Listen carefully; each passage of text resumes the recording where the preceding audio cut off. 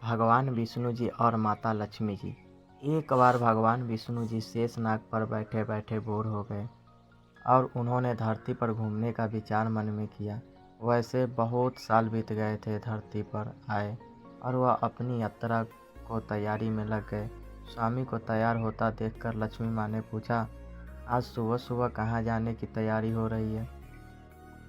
विष्णु जी ने कहा, हे लक्ष्मी, मैं धरती लोक पर घूमने जा रहा हूँ।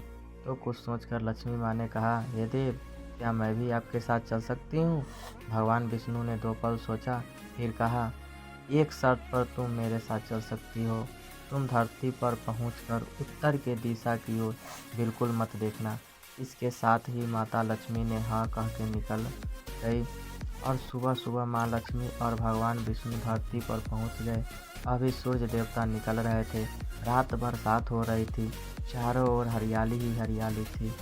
उस समय चारों ओर बहुत शांति थी और धरती बहुत ही सुंदर दिख रही थी और माँ लक्ष्मी मुस्कुरा रही थी और धरती को देख रही थी और भूलगत क्या वचन दे और चारों ओर देखती हुई कब उत्तर दिशा की ओर देखने लगी। उत्तर दिशा में माँ लक्ष्मी को एक बहुत ही सुंदर बगीचा नजर आया और वह बहुत ही खुशबू आ रही थी और बहुत ही सुंदर सुंदर फूल खिले थे। यह एक फूलों का खेत था।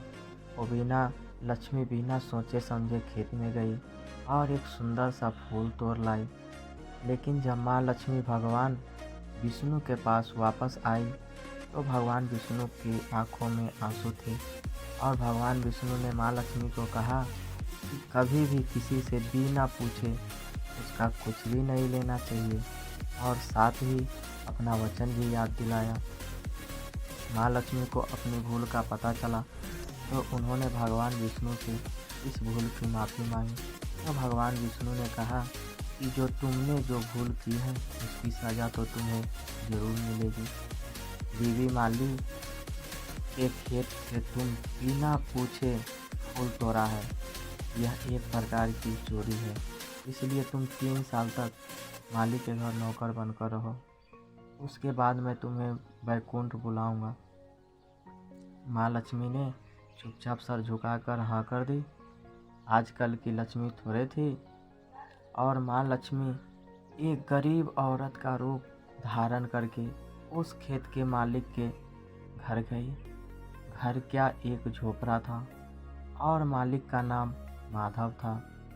माधव की बीवी के 2 बेटे और 3 बेटियां थी। सभी उस छोटे से खेत में काम करके किसी तरह से गुजारा करते थे।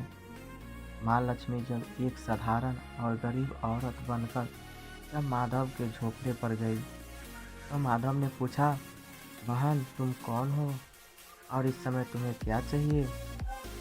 तब माँ लक्ष्मी ने कहा, मैं एक गरीब औरत हूँ। मेरी देखभाल करने वाला कोई नहीं है। मैंने कई दिनों से खाना भी नहीं खाया। मुझे कोई भी काम दे दो, साथ में मैं तुम्हारे घर का काम भी कर दिया करूँगी। बस मुझे अपने घर में एक कोने में आसरा दे दो। माधव बहुत ही अच्छे दिल का मालिक था। उसे दया आ गई, लेकिन उसने कहा, बहन मैं तो बहुत ही गरीब हूँ। मेरी कमाई से मेरे घर का खर्च मुश्किल से चलता है। लेकिन अगर मेरी 3 की जगह 4 बेटियां होती तो भी गुजारा करना ही होता। अगर तुम मेरी बेटी बनकर जैसा रूखा सूखा हम खाते हैं उसमें तुम खुश रह सकती हो तो बेटी अंदर आ जाओ। माधव ने माँ लक्ष्मी को अपने झोपड़े में शरण दे दी और माँ लक्ष्मी 3 साल उस माधव के घर पर नौकरानी बनकर रही। जिस दिन माँ लक्ष्मी माधव के घर आई थी उससे दूसरे दिन ही माधव को इतनी आमदनी हुई फूलों से कि शाम को एक गाय खरीद ली।